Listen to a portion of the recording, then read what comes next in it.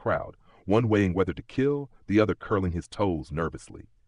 "Let's get your school robes first," Voldemort decided, cautious of crossing Dumbledore. "We can grab a hot drink on the way. You could use something to calm your nerves." "Thank you." "Professor Quirrell." After everything that had happened, Harry's mood was subdued. He followed Voldemort's brisk pace, speaking only after a while. "Professor Quirrell, is the wizarding world always this dangerous?" Voldemort blinked, caught off guard. Was the boy thinking of giving up? I was just curious," Harry said quickly, shrinking under Voldemort's suspicious look.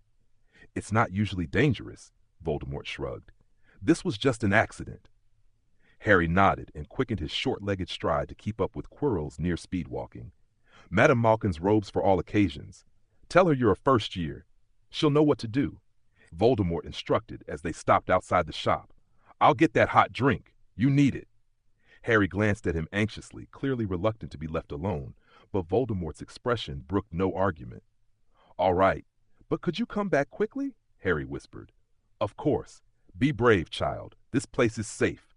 As Harry stepped into the shop, Voldemort turned away, a faint frown on his brow. Deep inside, a latent killing intent stirred, the restless whisper of the fragment of the old Voldemort. Kill a child? The thought was almost unthinkable. Perhaps in the darkest moments he might have done it without hesitation, but in his current state, the reborn Voldemort could not bring himself to strike. The soul of Linzuo from a time of peace now played a decisive role. Perhaps, in this state of mind, I might not even be able to cast an unforgivable curse, he thought. "You must be the new Defense Against the Dark Arts professor, Professor Quirrell, correct?"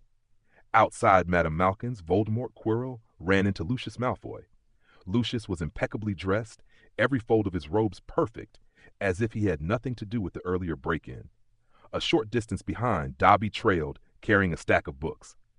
"Yes, Mr. Malfoy," Voldemort replied, holding a steaming drink. "I hear you were inside Gringotts during the robbery?" Lucius asked casually. "Yes, a few men in black attacked us." "Can you identify them?" "No." Voldemort had no interest in prolonging the conversation, but Lucius didn't seem inclined to leave, at least not until Draco emerged from the shop. "Oh, son, come meet your Defense Against the Dark Arts professor, Professor Quirrell," Lucius said, beckoning him over. "How do you do, Professor?" Draco greeted politely, bowing slightly. "Hello, young Malfoy," Voldemort replied with a smile, only to notice the boy's frown. "He prefers Draco Malfoy," Lucius explained. "Then he'll need the strength to match," Voldemort said, a faint note of disapproval in his voice. "A temper without power to back it up will only harm him." Lucius's brow lifted, suspicion flickering in his eyes. "My father's on the school board, if—" Before Draco could finish, Lucius cut him off. "Enough, Draco. Apologize to your professor." "What? Father, you can't possibly—" "Apologize." Lucius's tone brooked no refusal. Draco hesitated, and just as Lucius was about to intervene, Voldemort spoke. "There's no need." The subtle authority in his voice hit Lucius like lightning. "I'll handle his education at Hogwarts." Voldemort's gaze was calm and unwavering. Yes, Professor, you may." Lucius's usually rigid posture softened just slightly. "Father, what's wrong? Why?" Before Draco could finish, Lucius's cane tapped sharply against his son's backside. "Silence, Draco. Not another word." "Enough. Don't discipline a child in public. You should consider their pride," Voldemort advised. "Yes, Professor," Lucius said with grave respect, lowering his voice so only Voldemort could hear. "Shall I come to you? Or do something?" "Do nothing. Show nothing. That is best," Voldemort replied softly, his eyes flicking briefly to Draco. The boy stood with his head lowered, sulking quietly. "Very well, then." Lucius almost bowed, then remembered Voldemort's words and straightened again, though his tone faltered as he prepared to leave. "Then farewell. Harry should be coming out soon, and I still need to take him to buy his books," Voldemort said with a casual smile, waving to a very bewildered Lucius. "Farewell, Professor Quirrell," Lucius murmured, dazed, before taking Draco's hand and leading him away. Dobby bounded after them, hopping to keep up. "Creake!" The door opened, and Voldemort turned to see Harry. "That was a rude one," Harry remarked, catching sight of Draco's retreating back. "He's always saying strange things. Prejudice in the wizarding world. It's much like the Muggle world." "Inevitable," Voldemort said, pulling a small cloth pouch from his robes and handing it to Harry. "What's this?" Harry asked, curious. "A pouch with an undetectable extension charm.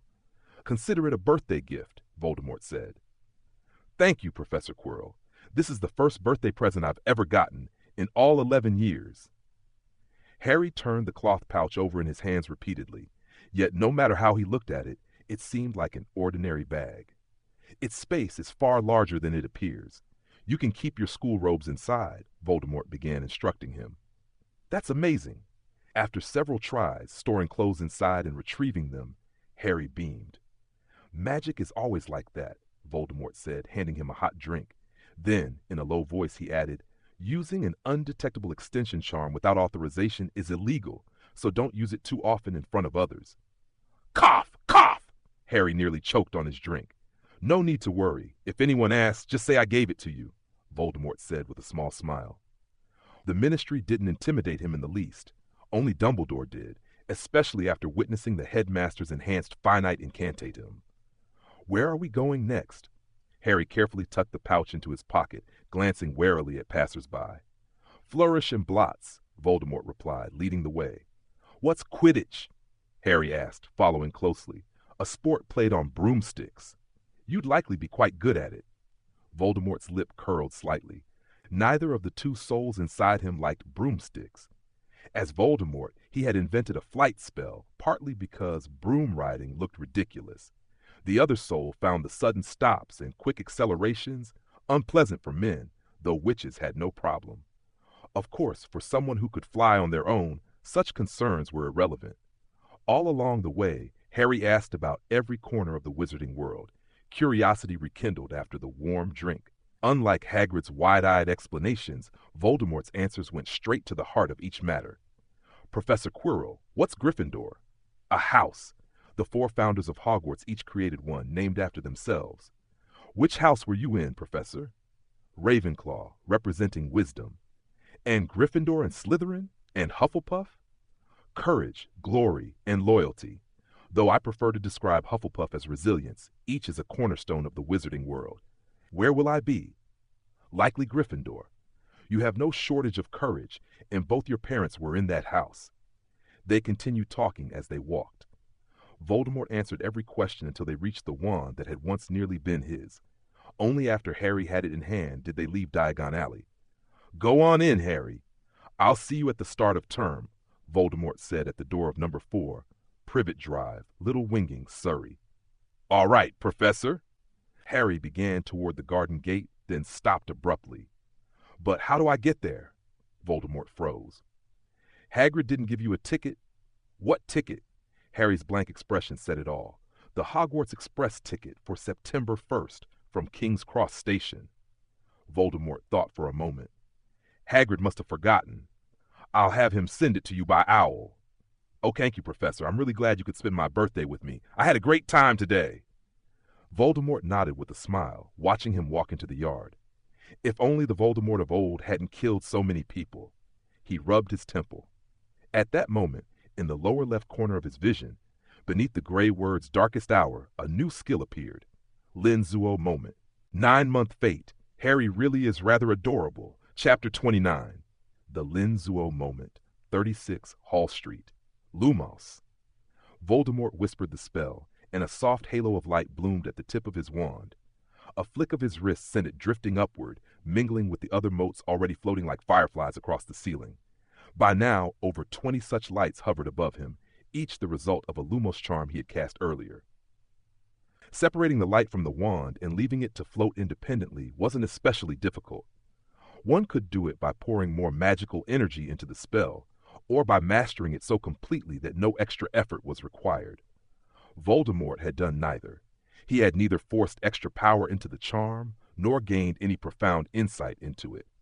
What he relied on instead was his newly acquired technique, Lin Moment. It could extend a spell's duration far beyond normal limits and allow it to persist independently of the wand. In Voldemort's terms, it added a property of both time and space. Pop. One of the lights winked out. Voldemort checked his pocket watch. Both hands hung slack at 18:30. A spell that normally lasts a minute extended to 30. He closed the watch quietly. 30-fold duration. Maximum distance about 10 meters. I wonder if this time-space property can be expanded further.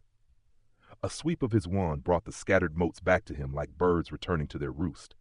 The sensation of such precise control brought a faint smile to his lips. But when his eyes fell on the iron cages on the floor, the smile disappeared. 5 cages in a row contained a spider, a rat, a white rabbit, a dog, and a cat, arranged according to Voldemort's level of dislike or affection. The spider, rat, and rabbit were already dead, felled by his killing curse. By the time he targeted the rabbit, his will had already begun to waver. The dog and cat, however, were still alive and restless. It wasn't mercy that spared them. He simply couldn't bring himself to cast Avada Kedavra on them. The tiny blue-furred kitten was beyond even attempting the Cruciatus curse. The urge to kill, the dark intent, simply wouldn't rise. That was the limitation of Lil Moment. Returning to the coffee table, he wrote in his open notebook, open quote, "Grant spells unique time-space properties, but the soul pays a price. Linzuo's consciousness takes complete control. In my current state, my soul is a fusion of Transmigrator Linzuo and the remnants of Voldemort, roughly 9-to-1.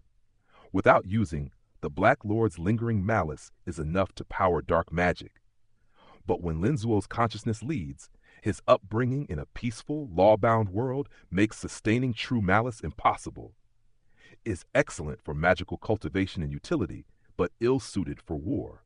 Hypothesis 1 may have arisen from a benevolent impulse, opposite to Voldemort's nature. Perhaps the conflict birthed it. Hypothesis 2, the time-space property might stem from Linzuo's transmigrator soul. It doesn't boost magical power directly.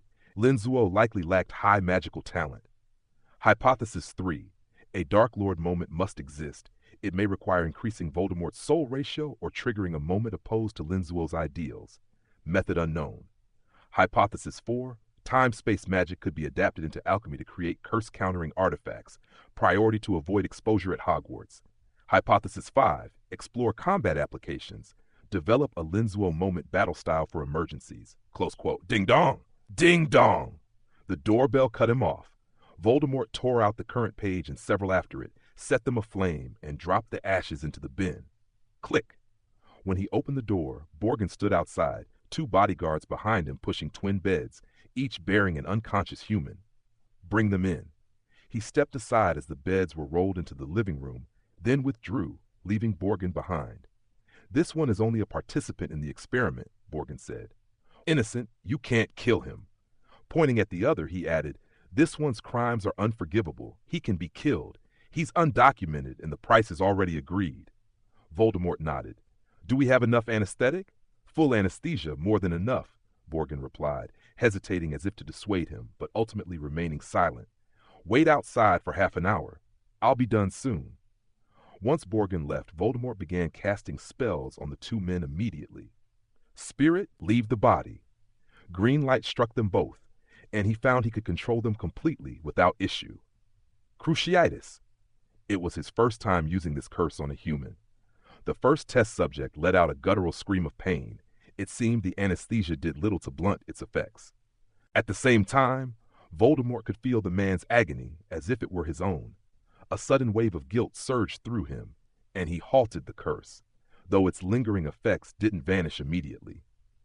Half a minute of torment passed before the first subject finally went quiet, though his body still twitched occasionally. Voldemort's chest weighed heavy with guilt. Frowning, he steadied himself and turned to the man whose crimes were worst. Attempting the Cruciatus again. Pfft! His Purple Heart wand made a noise like breaking wind. The green light scattered into smoke and drifted lazily away before fading completely. As expected, when Linzuo's consciousness dominates, I'm almost entirely cut off from black magic. Muttering to himself, he tried once more out of stubbornness, only for the wand to make another undignified noise. Let's try the killing curse. He raised the wand again, but this time it didn't even make a sound. It wasn't that the wand refused him. The truth was, deep down, he simply could not summon the will to kill. Killing was not as simple as it sounded. His gaze drifted to the lower left corner of his vision, where the constant glow of Linzuo moment pulsed. Voldemort now had a fairly clear understanding of this ability. I wonder, is the exit condition for this skill also tied to desire? He didn't test the theory immediately. Instead, he called Bokis back and instructed him to take the two men away. The experiment was over, and the test subjects were now useless. Seeing the two humans breathing normally without any visible signs of torment, Bokis finally exhaled, relief evident in his posture. So it was true. Every wealthy man had his own secret eccentricities. With that thought, Bokis hurriedly left number 36, Hall Street. Chapter 30. The school year approaches. A remarkable bit of magic. How did you extend its duration? Professor McGonagall asked, working the hardening charm into the new training yard's walls and glancing at Quirrell. The other professors watched with interest, clearly hoping for an explanation. Talent, Quirrell replied simply.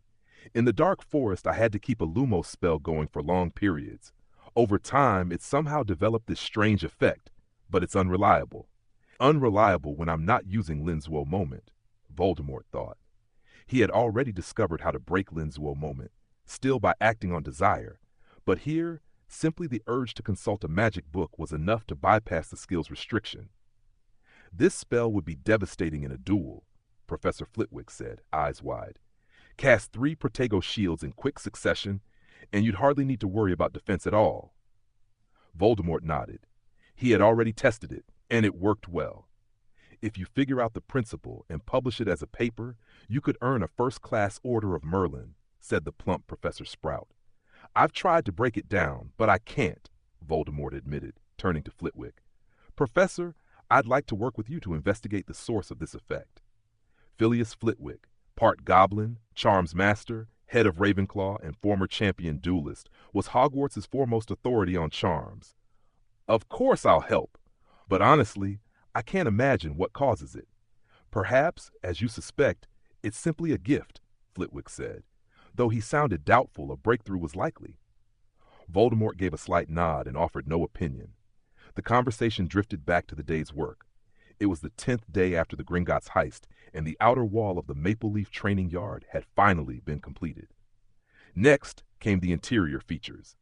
Care of magical creatures Professor Kettleburn and herbology Professor Sprout contributed the most. Voldemort focused on ideas and combat-oriented concepts, like the dueling advancement zone. The design was simple. When multiple teams entered the yard, narrow passages sometimes forced 2 4-person teams to duel. Winners advanced deeper, losers forfeited and exited. Then there was the rescue station, stocked with emergency potions, thanks to Madame Pomfrey, and a few broomsticks. It served 2 purposes: treat injuries and provide a quick escape via stepping inside or summoning a broom with Accio. With the yard's exit features complete, Voldemort had more free time, though Madame Pence's absence prevented him from slipping into the restricted section. He instead focused on combining temporal spatial magic with alchemy, a potential cure for the curse. He already had a plan, but memories of alchemy from the fragment of Voldemort's soul were sparse.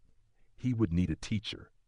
Dumbledore was an obvious choice, but the headmaster was busy and rarely on campus, and even if present, Voldemort wouldn't dare approach him.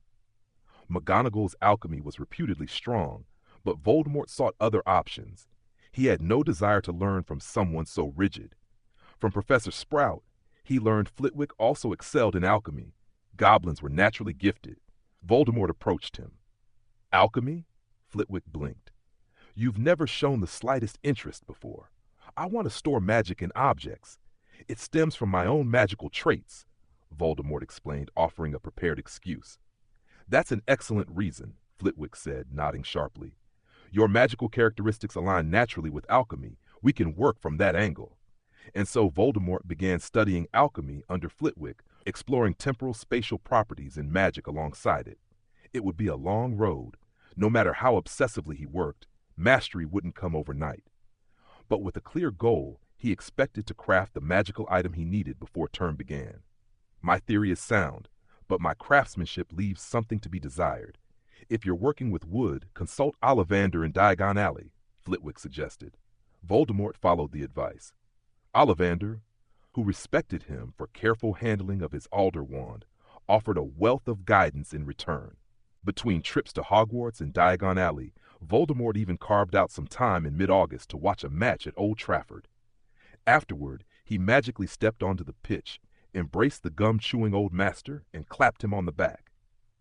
"Well done, sir, especially that European Cup Winners' Cup match. Brilliant football." The old gaffer looked slightly taken aback. He hadn't yet been knighted, but assumed this was just the overexcited enthusiasm of a fan. Leaning in, he shouted back, "That was last season, lad. We've got to look forward, strive for more victories now and in the future. Yes, and you can do it, because you're the old gaffer," Voldemort bellowed, brimming with the manic energy of a die-hard Manchester United supporter. He even went out of his way to meet Ryan Giggs. The 17-year-old winger Sir Alex had recently promoted from the youth team, a player he particularly admired, with Lin Moment. Active, and Lin Zuo's consciousness at the helm, his passion for football was amplified beyond measure. It was also the first time his face appeared on live television. "Oh, a crazed fan has rushed down from the stands to embrace Coach Ferguson. They're saying something, clearly beside themselves with excitement," the commentator announced. This was one of Voldemort's rare leisure moments in recent days. Focused on breaking the curse as quickly as possible, he had even declined Daenerys' invitation. Her letter mentioned Modric and hinted at involving his entire family. Voldemort wrote back, politely requesting she refrain. Modest financial assistance was acceptable, but altering his life's course was not. He had no desire for his presence in this world to change the fate of the little magician, especially while Lin Zuo's consciousness led. Occasionally, he joined the professors for drinks at the pub. Under Lin Zuo moment, meeting Madame Rosmerta left him entirely indifferent, confirming his suspicion. His fondness for older women came solely from Voldemort's residual soul. These diversions were mere amusements. His true focus remained on crafting magical artifacts. On the day before term began, Voldemort finally completed his first complex creation, the Magic Pearl Bracelet, as he named it. Chapter 31. The Sorting Ceremony. Most Hogwarts professors didn't fuss over their appearance. Those like Dumbledore and Professor McGonagall were rare exceptions. Today, Dumbledore wore a pale wizard's robe with a finely embroidered silk outer cloak, the hem trimmed with translucent silk, giving him the air of an immortal sage. McGonagall, meanwhile, was in an emerald green robe with a matching pointed hat. Her stern expression and precise, decisive movements made her presence commanding. Voldemort, by contrast, was dressed head to toe in a custom elegance brand robe. The avant-garde tailoring drew attention and an openly disdainful glance from Snape. Voldemort didn't mind. In fact, he met Snape's gaze with interest. As a master of occlumency, Snape revealed nothing beyond contempt, yet Voldemort found satisfaction in seeing it. For Harry Potter fans, Snape's place in their hearts was eternal, and with Lin Zuo's consciousness in control, Voldemort often displayed more curiosity than usual, conveniently masking his true identity. No one would suspect that this polite, ever-smiling young man eager to learn was the Dark Lord himself. "Hagrid, no need to be nervous. Relax," Voldemort said, turning to the giant beside him. Hagrid, now assistant professor, fidgeted awkwardly at the faculty table. "I'm not nervous, just not used to this," Hagrid muttered. Professor Kettleburn patted his shoulder reassuringly, while Professor Trelawney, far down the table, gazed dreamily at him. "You will face a choice between light and darkness, and that choice will decide the fate of many." No one paid her words much attention. Even Hagrid just shrugged. Compared to her usual predictions of death, this was tame. Only Dumbledore, seated in the golden chair, gave a questioning look. Voldemort, idly fiddling with the bracelet on his wrist, felt a flicker of doubt. Damn! Could she have actually gotten one right this time? "Quiet, please. The sorting ceremony is about to begin." McGonagall's magically amplified voice echoed through the hall. The students at the 4 long tables gradually fell silent. The ghosts stopped chatting and floated idly above the tables or drifted along the walls. McGonagall led the first years into the hall, lining them up before the faculty table. Voldemort noticed one boy's cloak tie was awkwardly fastened under his left ear. "Brings back memories," he murmured to Hagrid. "I'd like to go through it again." "Me too," Hagrid replied absently, still looking uncomfortable. McGonagall placed a 4-legged stool before the students and set the patched sorting hat on it. The hall fell silent. Every gaze fixed on the hat until its brim split into a mouth, and it began to sing. In its song, Gryffindor embodied bravery, daring, and bold spirit. Hufflepuff stood for fairness, loyalty, honesty, and hard work. Ravenclaw represented cleverness, wisdom, and learning. Slytherin sang open quote, "Perhaps you'll join Slytherin, where you might make true friends, yet beware the cunning and ambitious, who will stop at nothing to reach their ends." Close quote. Voldemort's brow lifted, a smile curling on his lips. Courage mixed with arrogance, breeding prejudice, that was very Gryffindor. By the time the song ended and the hall erupted in applause, even Slytherin clapping along, Voldemort's smile tightened. Letting others slander you without objection only made you a scapegoat. These students needed to learn to push back. No one was always right, and certainly not a hat. The thought remained hidden, but he etched it into memory. The little snakes of Slytherin, the gates of hell were already open. McGonagall unrolled a parchment. "When I call your name, put on the hat, sit on the stool, and wait to be sorted. Hannah Abbott." A rosy-cheeked girl with 2 blonde braids stumbled forward and pulled the sorting hat down over her eyes. A pause, then, "Hufflepuff," the hat declared. The table to the right erupted in cheers, and the fat friar waved at her enthusiastically. "Susan Bones, Hufflepuff, Terry Boot, Ravenclaw." As more names were called, Voldemort's attention settled on a particular little girl. "Hermione Granger." Startled, she hurried to the chair. The moment the hat touched her head, it shouted, "Gryffindor." Pity. Ravenclaw would have suited you better, Voldemort thought. "This year's students are lively," Professor Flitwick remarked. "Previous years never had this much excitement." "Previous years didn't have Harry Potter," Hagrid said. "His arrival will lift everyone's spirits." The professors shared a knowing smile. No one spoke further, but the agreement was clear. The boy who lived inspired far more than just first years. Many of the professors themselves pinned hopes on him. Voldemort's gaze followed Dumbledore's back, silently speculating on how the headmaster intended to shape the boy, especially without Voldemort's cooperation. When he looked away, he noticed the great hall had grown quiet. Everyone's eyes were on the sorting hat, and Voldemort's own drifted to the boy beneath it, the one whose cloak had been fastened wrong. "Gryffindor!"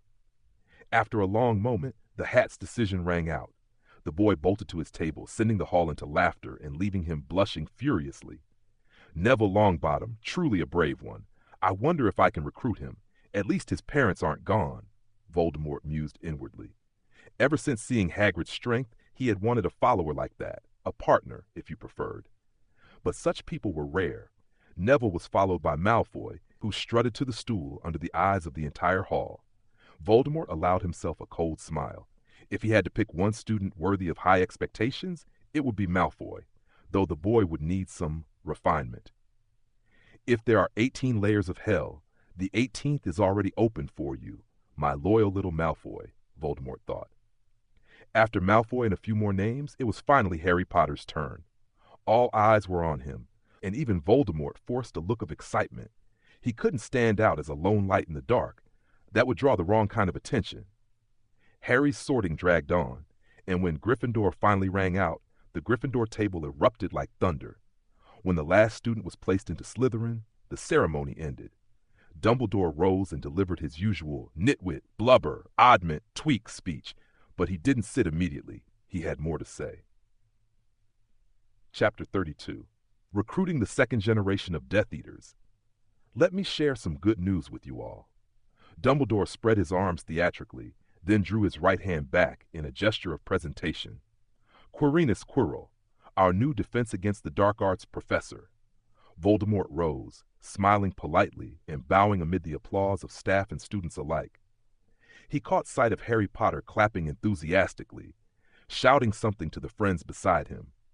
As Voldemort sat, he felt Snape's eyes on him, resentment plain and unhidden. And of course, you all know Hagrid. He'll serve as Professor Quirrell's assistant. Hagrid leapt to his feet in such a fluster that he nearly knocked over the table, drawing a roar of laughter, quickly drowned out by another round of applause.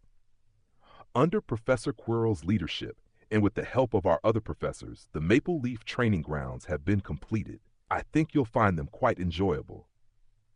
Students began chattering among themselves, curious about the training grounds, except young Malfoy, who held his head high, smugly bragging.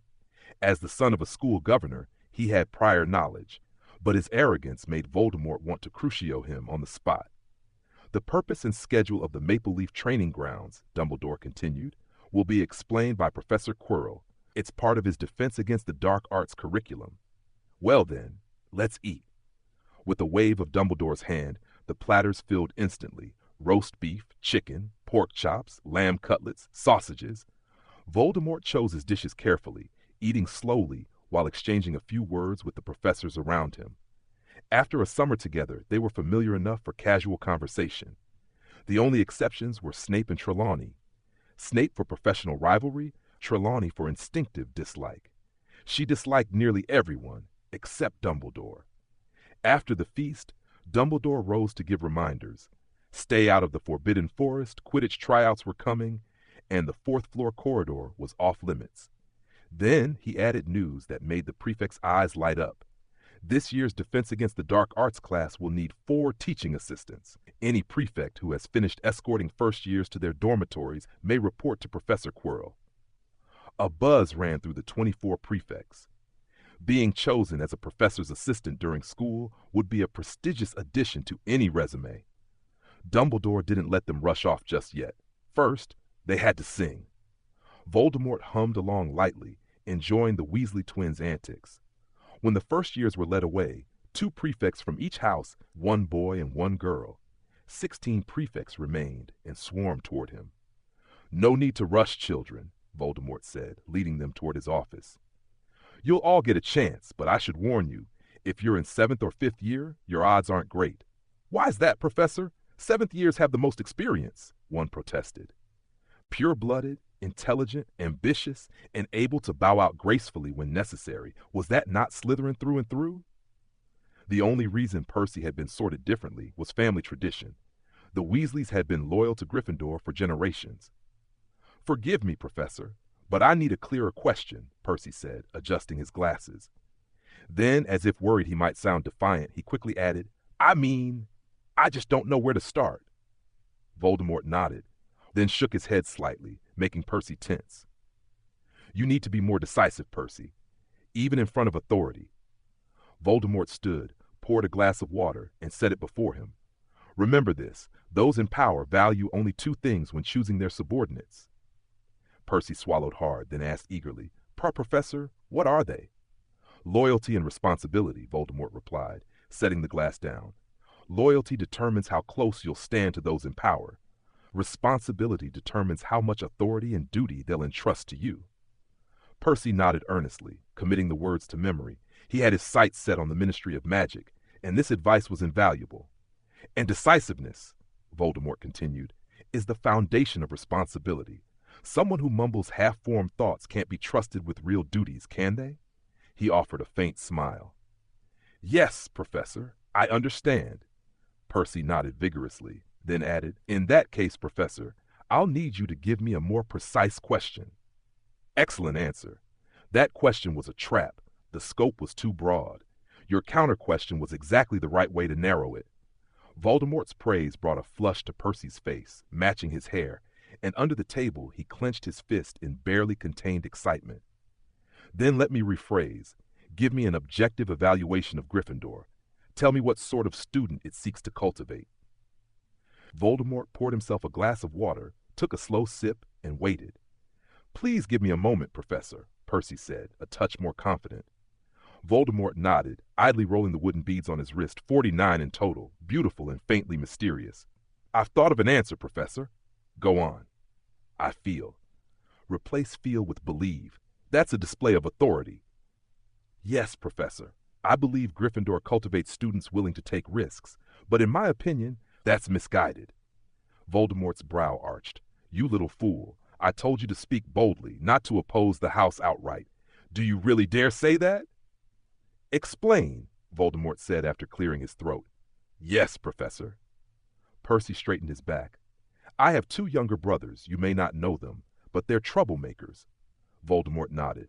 Of course he knew the twins and even liked them, though they would be nearly impossible to recruit. And if I can't have them, should I destroy them? They're often docked points by Professor McGonagall, but from what I've observed, it's never enough to make them change. Sometimes I even think she encourages them." "Oh, how so?" Voldemort asked, intrigued. "Because she never addresses the root of the problem," Percy said gravely. "If she simply separated them, different dormitories, different seating, they'd behave far better."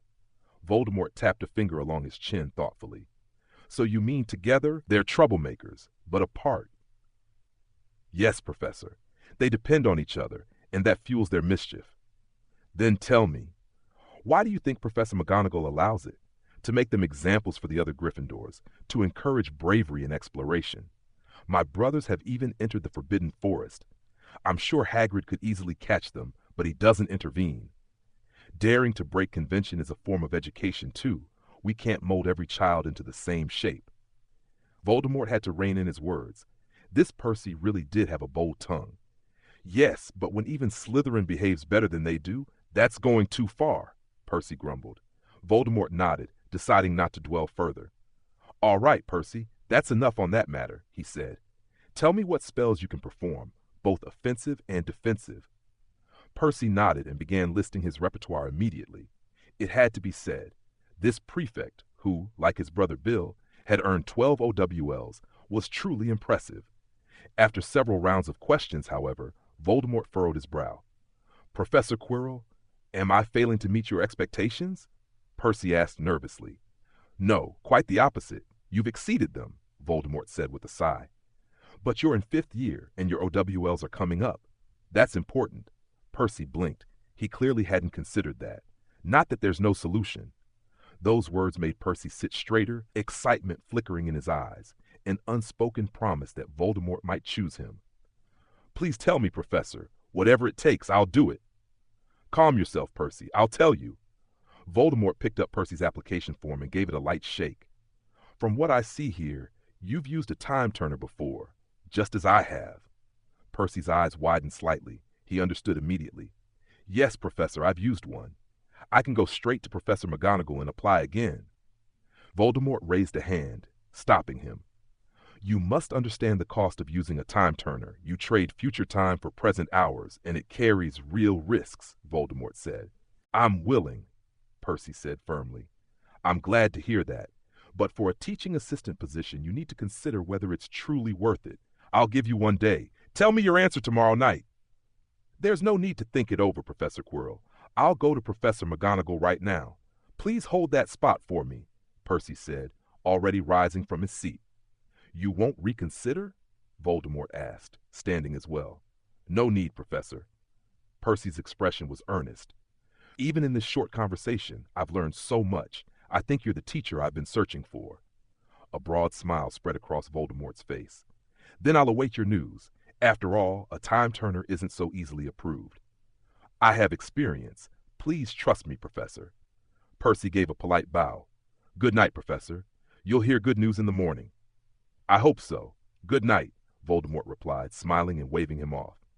Ah, a Weasley among the Death Eaters.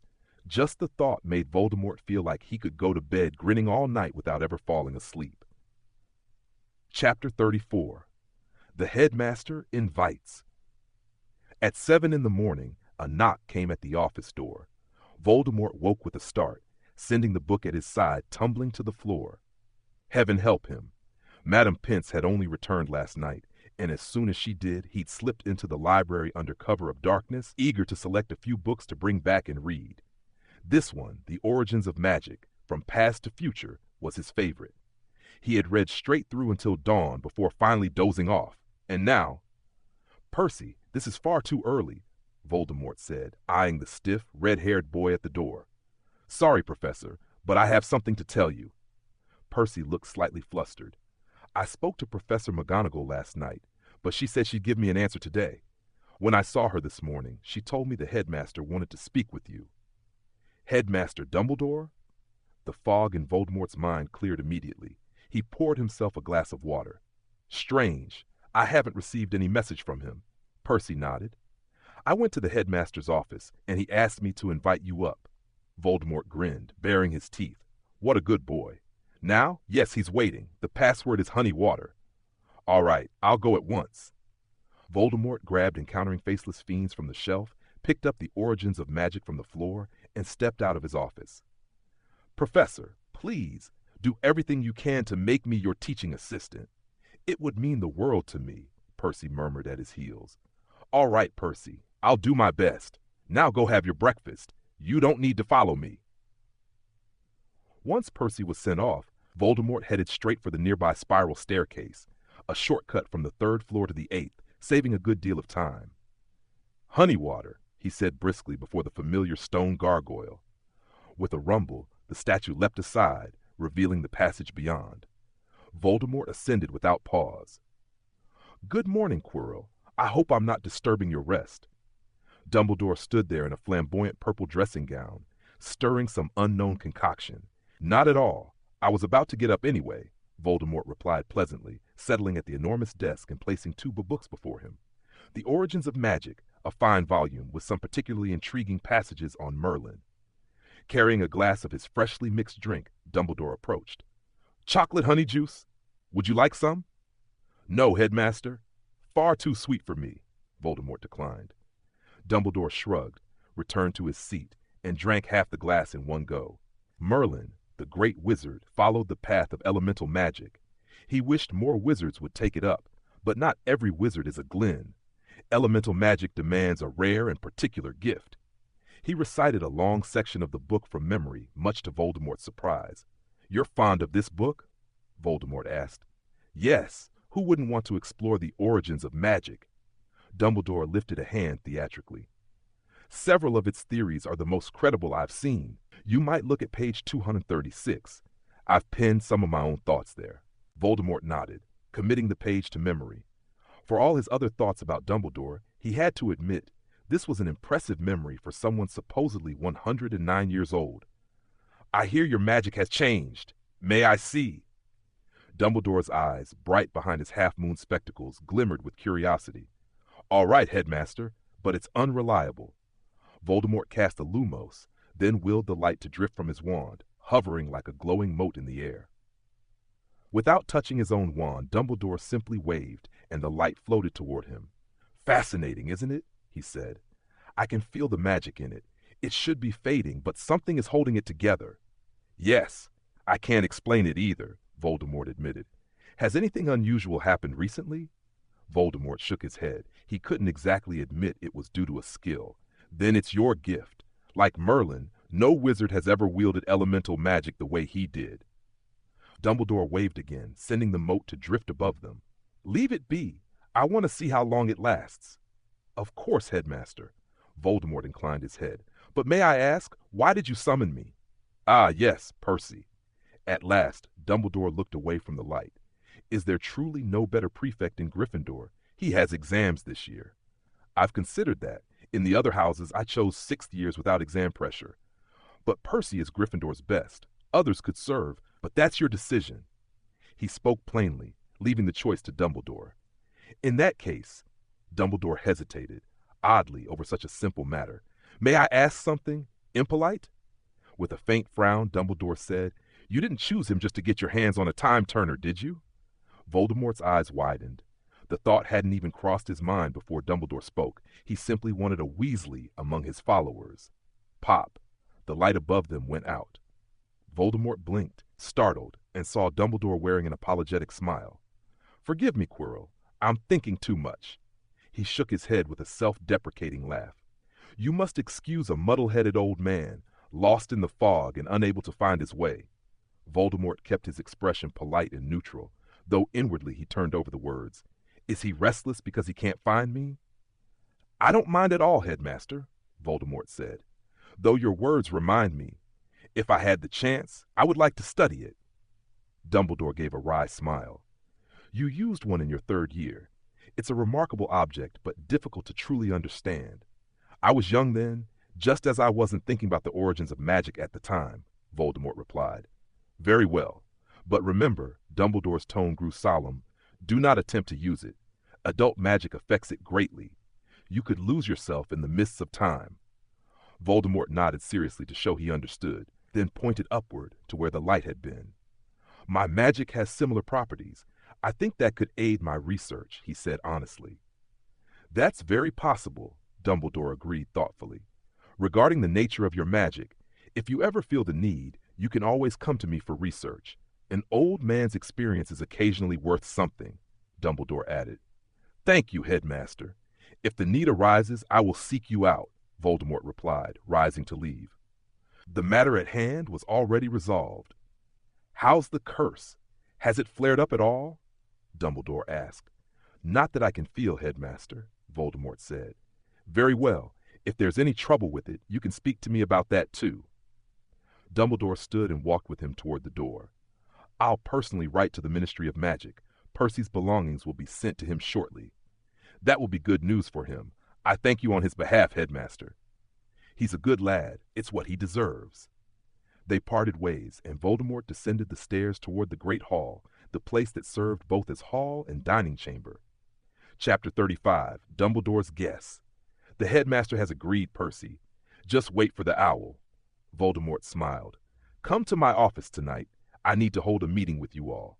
Thank you very much, Professor. What time should I come? 8 o'clock. It won't take long. He waved Percy off to breakfast.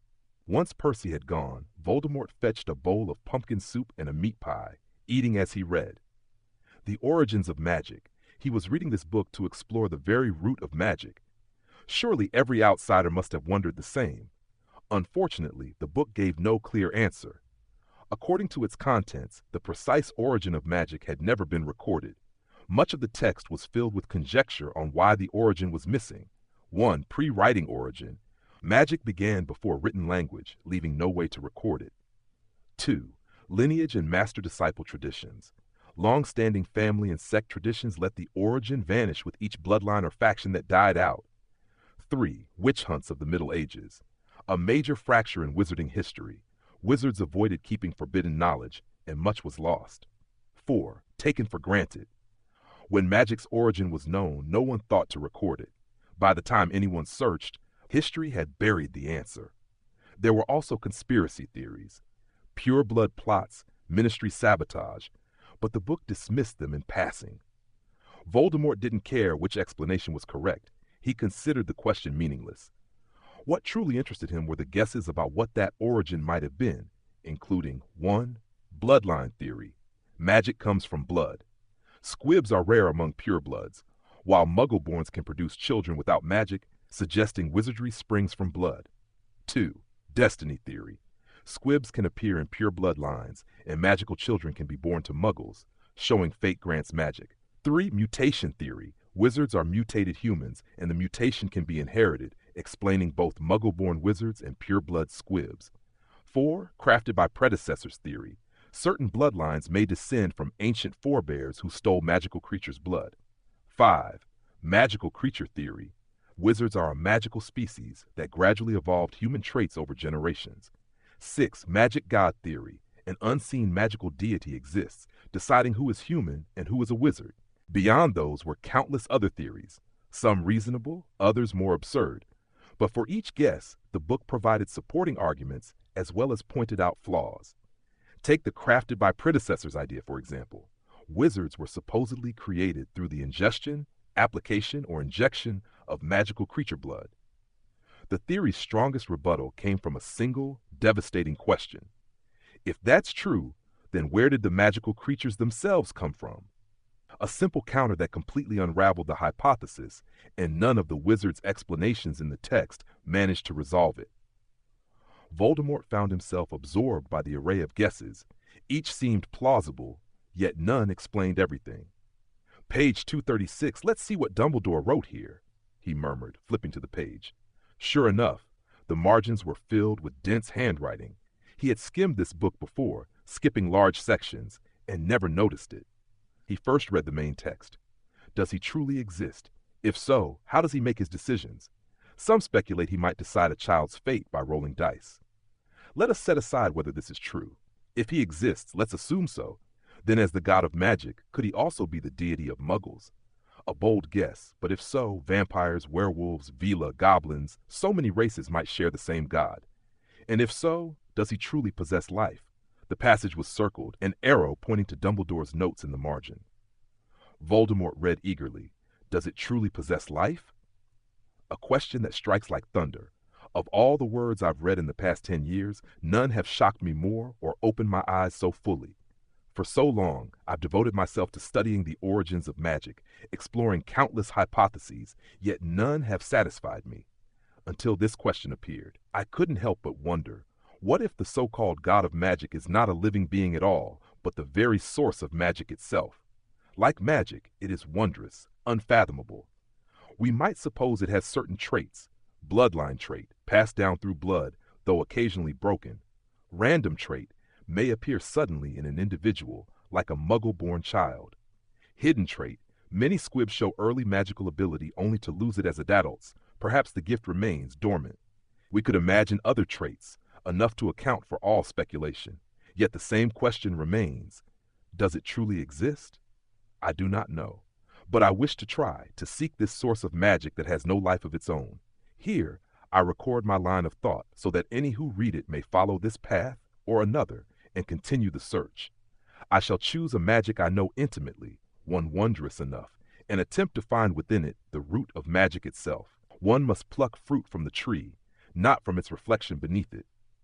I hope this is the right direction, though I place little faith in it now. I am too old.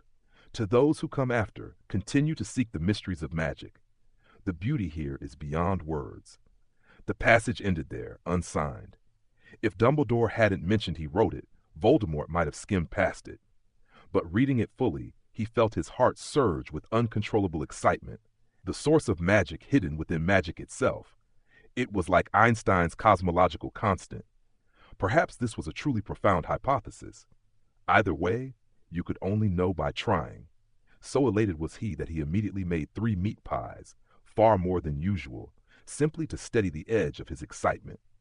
As for acting on it, at 9 o'clock, he had to be in the second-floor Defense Against the Dark Arts classroom to teach Ravenclaw's 6th and 7th years. His first class since joining Hogwarts. No excuse to skip, not even a faint one. Chapter 36. The Second Snape. Professor Quirrell's changed so much. Back when he taught Muggle studies, he was always so cautious, but yesterday at the staff table, he seemed completely at ease. In the second-floor Defense Against the Dark Arts classroom, students chatted about their new teacher. Of course he's changed. I heard he spent a long time in the Dark Forest. At least a year. Merlin, I wouldn't dare go there. It's far too dangerous. Robert, you went for the assistant interview. How'd it go? Did you get in? I don't know, Caro, Robert replied. They haven't announced it yet. Besides, Ellie went too. I'm definitely out, sighed the 6th-year girl prefect. The professor wasn't satisfied with my defensive spells. He told me right then. 7th years don't have much of a shot either. The professor prefers a younger assistant, so he won't have to pick again next year, said a 7th-year prefect. Robert nodded, feeling a flicker of excitement, though he kept it hidden. What do you think the professor will teach us? Caro asked, hefting his textbook. Just what's in the book? Probably not. Isn't there that maple leaf training ground in the Forbidden Forest? At the mention, the whole class buzzed, speculating about what might be inside the training ground. Before they could decide, Quirrell appeared at the door. So Ravenclaw's lively now? Voldemort in the professor's body stepped into the room, his expression dark. I thought this was Gryffindor's classroom. The suffocating weight of his presence filled the classroom, a soul-deep oppression emanating from Voldemort's fragmented spirit. The students had no power to resist. His hunger for knowledge, sharpened by years of reading and study, allowed him to break free from the Linzuo moment's skill effortlessly. Linzuo's primary consciousness no longer held sway over him. Let's review your OWL results. He picked up a stack of papers and flipped through them quickly. Last year's written question, 5 distinguishing features of a werewolf. The year before, how to identify a vampire clan by its cochlea. And yet some Ravenclaws couldn't answer? Lucky for them they weren't in my class, or I'd have hung them upside down, disgraces to Ravenclaw's name. To take any T-level Defense Against the Dark Arts, students needed at least an exceeds expectations on their 5th-year OWL, one reason the class remained small. And your practicals, counter curses, defensive charms, the Boggart banishing spell, is the OWL practical really this sloppy now? No one answered. They hadn't written the exam. It wasn't their fault. And the bonus, Patronus charm. Not one of you produced a complete one. What have you all been doing these past years? He slammed the thick folder onto the desk, his cold gaze sweeping the 20-plus students without a trace of kindness. If you were fourth years, I'd be pleased with your work. But you're sixth and seventh years. Bloody disgrace. You've shamed Ravenclaw. Not a single student dared speak, not only because of the soul-deep fear Voldemort radiated, but also because of Quirinus Quirrell's own reputation. A top Ravenclaw graduate hired immediately after graduation to teach Muggle studies, he had gone out to gain experience and returned as the defense against the dark arts professor. With that resume, he had every right to scold his juniors. Open your textbooks to Chapter 1 and take detailed notes, Voldemort ordered, lifting his own copy, encountering the faceless monster. It was a top-tier D-dotted text. Mastering it would cover the entire written portion of the N. Screech, screech. The chalk's harsh squeal filled the room as Voldemort, eyes shifting between his heavily annotated copy and the board, began writing out his points. Distinguishing traits of banshees versus ghosts, causes of a banshee's corpse-like appearance, dangers of the banshee's death cry, and countermeasures. The 4-panel sliding blackboard soon overflowed with dense notes, a process that took nearly 20 minutes. No one spoke. The only sound was the rapid scratch of quills on parchment. Even by the time Voldemort finished writing, none of them had copied everything. This is today's material. It's all on the board. I want a 10-inch essay analyzing the expulsion of the Banded Banshee in Gilderoy Lockhart's Break with the Banshee, focusing on the principles applied. The class collectively froze. An essay requiring an entire book? You don't have to read all of it, Voldemort added. Most of that book is rubbish. Only his Banshee strategies are worth your time. Relief flickered across their faces, but his next words crushed it. In addition, you will propose your own countermeasures for the battle described. Listen carefully. I don't want a list of spells. I want your strategies. Groans rose from the students, but Voldemort ignored them. These were 6th and 7th years, no need for gentle cultivation. They were nearly ripe for harvest. Separate, left and right. With a sharp flick of his wand, desks and chairs screeched across the floor in opposite directions, leaving a wide, open space in the middle of the classroom. The key points are on the board. Details are in your books. If you don't understand something, study it yourself. Still confused? Come to my office. Under their baffled stares, Voldemort continued. Now we'll practice the Patronus charm. I have no intention of wasting time with long-winded explanations. The students stared at each other in disbelief. So, just writing the points on the board counts as a lecture? Not only do we have to teach ourselves, but now we're expected to cast an advanced spell in class? Professor, are you even human? What are you waiting for? Do you want me to invite you personally? Voldemort's roar jolted them into motion. No one argued. They all stood and attempted the Patronus charm. For 6th and 7th years, the spell wasn't unfamiliar. 5th-year charms classes with Flitwick had covered the wand movements, incantation, and emotional focus in painstaking detail. But this was defense against the dark arts, not charms. Find the source of your happiness. Don't just grin like an idiot. Dementors won't wait politely. Faster, more decisively. Enunciate your incantation clearly. A muddled charm is useless. Do I really have to remind you? His sharp, unforgiving corrections rang out again and again, sending shivers down the students' spines. Before class, they had speculated endlessly about their new Dieta professor, but none had expected this. Senior, are you trying to be the next Snape? For heaven's sake, did you really graduate from wise, noble Ravenclaw? Chapter 37, The Lion Slithers. Quirrell, mind your reputation. At lunch, Flitwick blinked at Voldemort. Word about your upper-year Ravenclaw class has already spread. Voldemort sat, took his lunch, and asked, What reputation? Snape the Second.